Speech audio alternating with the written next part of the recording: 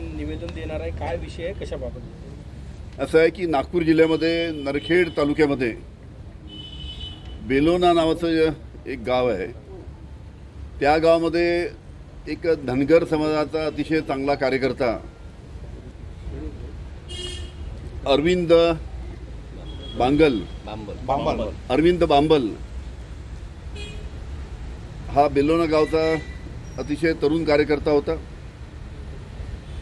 तिथल्या जी ग्रामपंचायत होती त्या ग्रामपंचायतच्या लोकांनी त्याचं बळजबरीने अतिक्रमण काढलं. कारण हे होतं की त्या ग्रामपंचायतच्या भ्रष्ट कारभाराबद्दल त्यांनी अनेक तक्रारी प्रशासनाला केल्या होत्या आणि म्हणून यांनी आपल्या विरुद्ध तक्रारी केल्या म्हणून त्याचं अतिक्रमण काढण्यात आलं. गेल्या जवळजवळ 17, 18, 20 वर्षापासून तो त्या ठिकाणी ती जागा त्याच्या ताब्यात होती आणि म्हणून अशा पद्धतीनं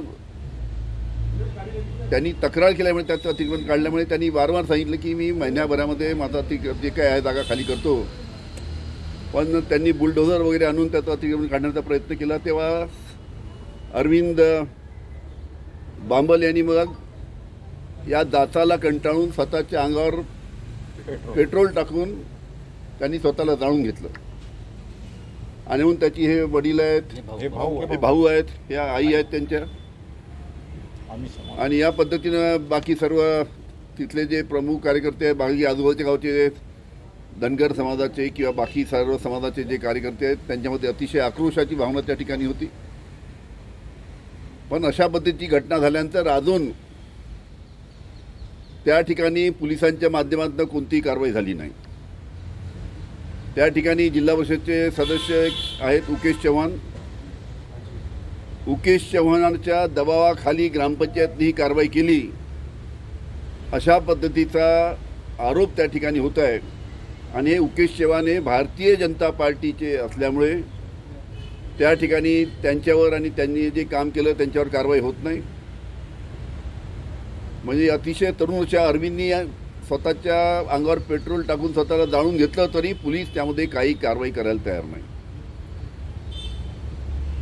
त्याच्यामुळे या बाबतीत पोलिसांनी नियमानुसार लवकरात लवकर कारवाई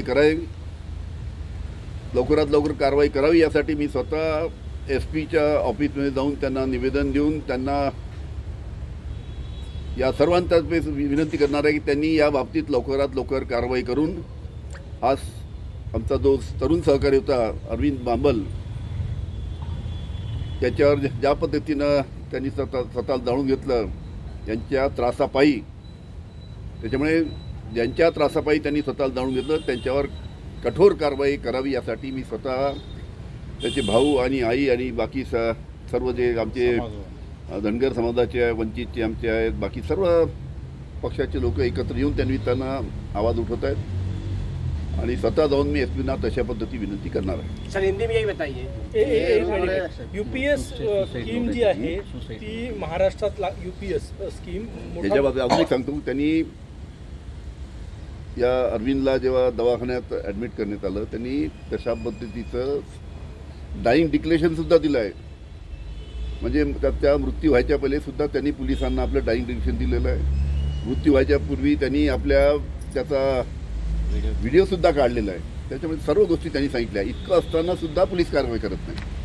आणि महाराष्ट्र रोहित दादांनी आता आपलं कौतुक केलं की ईडी आणि जेलला सुद्धा न घाबरता आपण लढले आणि गृहमंत्र्यांकडनं जे आरोप होते त्याच्या विरुद्ध लढले. दक्षिण पश्चिममधनं आपल्या नावाची चर्चा आहे. महाविकास आघाडीचा पाठिंबा असेल तर माझाही पाठिंबा राहील असं बोललं. आपण दक्षिण पश्चिममध्ये देवेंद्र फडणवीस यांच्या विरुद्ध रणांगणात उतरणार का? काय प्रतिक्रिया? ही चर्चा सुरू आहे. अरे बाबा, मी एकटा कधी निर्णय घेत नसतो. आमचा पक्ष जे काय असेल ते ठरवेल आणि तसा आदेश देईल जो काय असेल ते.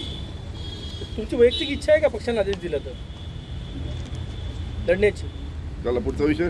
युतीचा धर्म फक्त भाजप आणि शिवसेनेनंच पाळायचं का असं जे ते भाजपचे नेते जगदीश मुळीकरांनी अजित पवार गटाच्या सुनील टिकरेंना सुनावलं. असं आहे की युतीमध्ये काय त्यांनी करायचं, एकनाथ शिंदेनी काय करायचं, भारतीय जनता पार्टीने काय करायचं, अजितदादांनी काय करायचं तो त्यांचा प्रश्न आहे. आम्ही कशाला त्यात ढवळाढवळ करू. एक आहे की आता उद्या 27 तारखेला आमची महाविकास आघाडीची बैठक आहे. त्या बैठकीमध्ये आता विधानसभेमध्ये आपल्या सर्व ज्या जागा आहेत त्याबाबतीत चर्चा होऊन योग्य तो निर्णय होईल.